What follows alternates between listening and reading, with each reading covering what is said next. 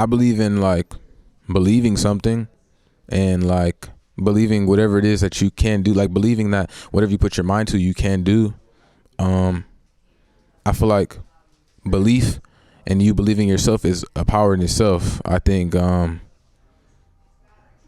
that you can do it, like knowing that I could do it, is it. Like if I knew I could and I never forgot that I could and I never stopped believing in myself, what could stop me? Like I always believe, not saying like, oh, I'm gonna believe in myself for a month and if it doesn't happen in a month, then oh well. Like you have to keep believing in yourself. Like you can't stop believing in yourself and believing that you're smarter. You can graduate because you failed a test. Like that doesn't mean anything. Like you have to continue to believe in yourself. So yeah, I mean, yeah, believe in yourself. I don't know. Yo, what's good? It's 310BABII, and you watching MONTREALITY.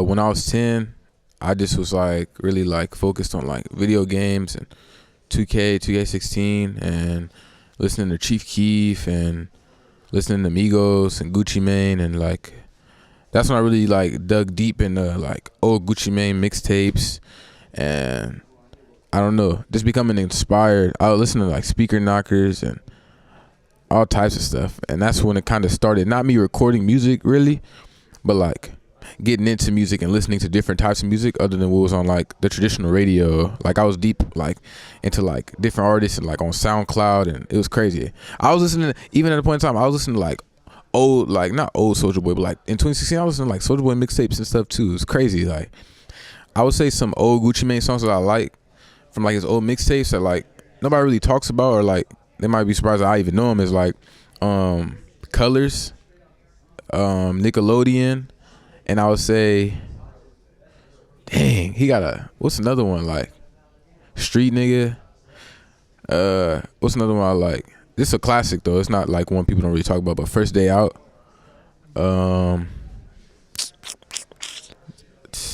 Yeah, that's all off the top of my head. That's all I got. But Gucci got some hard, like, yeah, some hard songs that nobody really talks about, but should be talking about for sure.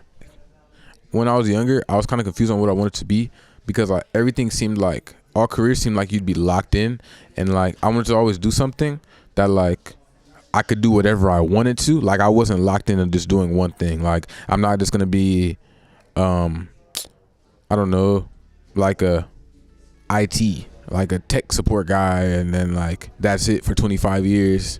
Like I always wanted to do something. Like that's the thing too, is I always had like trouble figuring out exactly, because you know in school they, you know, oh yeah, like your career, like you go to school and then your career, pick what career, and no career made sense to me because I always had the fear of being locked into something. Like I wanted to have freedom to be able to do whatever it is I wanted to do, and music seemed like, I don't know, like so much freedom. Like I could make songs all day, but then like after a while I'm seeing other artists and stuff, like I could become a boss on the side, like, and own businesses, and I didn't just have to do one thing. So yeah, I'm here. After high school, I think like, not I think, but I know I'm gonna just like continue to like remain like educated and like business, and continue to like fuel my creative juices, and I don't know, maintain myself and maintain like staying a kid at heart, you know, so I can continue to create. And yeah, I'm always say educated for sure. I would say like my superpower is like, I don't feel like I have one. I think like my superpower is being able to switch and swap out my superpower. Like it's not just one. Like I feel like I'm super creative, I'm like super smart, and I feel like I'm funny. And I feel like those three things combined make me and make me special, and like those three things can take me out of here and blow me up and make me big, and everybody will like love me, and then I'll love them back for loving me, and we'll all be loving each other and having fun. 86 years old, I'm a legend. Uh, yeah, I'm a legend, and like people like remembering what I did and all the greatness, bigger than music, more than music. Music's only like such a small part, or like such a fraction of what I'm here to do or what I'm going to do. And honestly, I feel like be bored, traveled everywhere, done everything, well, that I would want to do, and just setting things in line for the next generations to come, and trying to help that younger version of me, like that next 310, or you know what I'm saying, like another version of me, or another person, like, yeah, they're trying to give game and like help educate kids that were like me with all the knowledge I had from those 86 years of living on the planet and giving it to them. I feel like that's the like whole point. I mean, I feel like favorite cartoon characters like Kick Buttowski, cause like did what he wanted to do, and like even if it was crazy or extreme, he did it anyway. And even if he hurt himself, he kept going, and like he was just cool, bro. You couldn't tell him nothing. I would say Disney Channel, only because I didn't watch much Cartoon Network growing up. Like I did a little bit when I got older, like 10. But like Disney was like childhood, like Kick Buttowski, because then they had Disney XD. So then you had like Lab Rats and like all type of stuff. Nick was cool though. Nick was pretty cool, but I think for me, just Disney was like where it was at for sure. Realest song, honestly, it's a couple songs where it's like, yeah, but it's like,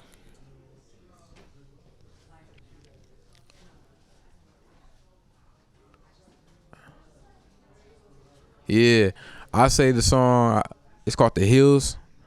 It's on Lottery Pick, and I'm not gonna sing the whole song, but it's real to me, and it's like what I'm living now, because I wrote this song. Oh, I didn't write it, but I recorded this song. I freestyle all my songs, but I freestyled the song before I even blew up or whatever. Like before Soak City, before people even knew me. And I said, soon I'm gonna be on the road selling out shows. I know mom's gonna be proud of the kid. And now like I'm steps away from like living that. So yeah, that's a real song, The Hills. If you guys listen to that song, I ain't say nothing there that's cap. I mean, it represent, like, it kind of reflects on where I'm at now, and it was such like true like emotion, like how I felt recording that, like it was real, like it was no cap, like no cap at all. Soak City is at Knott's out here in California, at Knott's Berry Farm. But what they do is like, you know, summertime around, like, you know, when people go to like water parks, they have their own like Soak City. And I never been, but I knew what it was, and it just randomly came to me when I was making a song, and it just made sense. Like, yeah. Now you can make your own Soak City though. Really, I mean, if it's a party, it's lit, got girls, and it's just, you know, pools and lit, you got your own Soak City. You don't need amusement park or my song playing in the background. But it's not Soak City. No, I take that back. It is not Soak City without playing 310BABII Soak City. Because even if you don't like me, you gotta like the song if you go into Soak City. It's only right. When I saw like the Travis video, I was at home and I was like, yo, that's Travis. And like, my manager sent it to me though, but he was like, Travis. But I'm like, oh, Travis. And then like, I'm saying it like that because like it didn't register. It's like, whoa, Travis listening to like me, the kid from LA who made a song off BandLab, and like it's going viral. And it's like, all I thought was like, whoa. Shout out to Travis Scott. And shout out to Travis Scott. Like, bow. A lot of people don't understand that, like, we give props to artists like making it and stuff, but like when you're a BandLab artist, it's such a grind because you're the engineer, you're the artist, like you're the person making the song, you're the engineer, and you just kind of have to hope and pray that like it sounds okay. Of course you could tweak it, but it'll never really be studio quality. So I think for me, it's like it took some time for me to figure out how to make my BandLab songs sound like half decent. In the moment I figured that out, it was up. And I think it just took time. I mean, I really put time into it. So that's why I feel like to some people it might be like, oh, this kid just blew up and I've been working all these years and like, why haven't I blew up? But this kid blew up. I think at the end of the day, it's like, bro, yeah, you worked 5 years, but I worked 1 hard year. And I put hours and hours, not recording, but just trying to figure out how I can mix off of an iPhone. With no speakers, with just wire headphones, with only hearing it in the car maybe once a month when I'm with my friends. So like, yeah, like I deserve it. Yeah, it's crazy. BandLab, shout out to any BandLab artist. It's a grind. It's really a grind. And hearing like the thing what I learned too is like you might have a hit or you might feel like you have a hit, but because it's recorded on BandLab, it sounds horrible. But the moment you get like that quality that's like half decent, halfway decent, or like close enough to studio quality, it's out of here. And I think that's what happened with me in Silk City. No song that's out right now has been recorded in a studio. I've made a couple songs in the studio, but like majority of my songs I still make off my phone and they're perfectly fine. We just get them mixed and cleaned up and that's the finished product. I mean, the studio's cool, but off my phone it's just a different vibe. I don't think I'll ever stop recording off my phone, because even if I'm like this big studio artist now, I can always have an idea and just run to my phone like, oh, let me do this, da da da da. I don't have to wait to book a session, and money that's free off my phone as long as my phone is charged and I have my wires and whatever else anybody may use, because some people use other methods to record, but as long as I have my wires, I mean, there it is. Like, yeah. Message to the youth, the kids, just be yourself. You don't have to be tough. You don't have to be a nerd either. You don't have to be tall. You don't have to be anything. Like, just be you, because like who you are is good enough. Like, trust. Like, you don't have to be anybody else. And I would say always believe in you, even if your parents may not believe in you, or your peers or your friends or whoever. As long as you believe in you, that's good enough, and that's enough fuel. That's it. Don't try to look for anything else, or don't look for anybody else for validation. That's not it. Just remain you and remain hungry. Even when you get a little bit of something, like maybe fame, recognition, money, whatever, always stay hungry. Never become satisfied. Well, you can eventually, but I'm saying like in the beginning when you really don't have nothing, don't be so quick to become satisfied or like feel like you're like more than the next person. Just remain yourself and remain humble and remain grounded. Being cocky is never the way. And yeah, make sure that whatever it is you do and whatever you want to do in life, make sure that you do it for free. Because if it's for the money, the moment you don't have the money or the money stops coming in, you'll stop. I'll do rap for free. I'll make music for free. I'll talk about business for free, even though it doesn't make sense. But you guys get the point.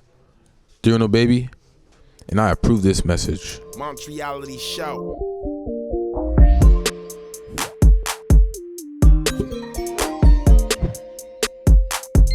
You don't have to be somebody. You don't have to like act like you all this or all that, when in reality you're yourself. You don't have to fit into a certain thing or be a certain person. Just be you, because those things are really cool, and done right, being you could inspire so many other people to be themselves.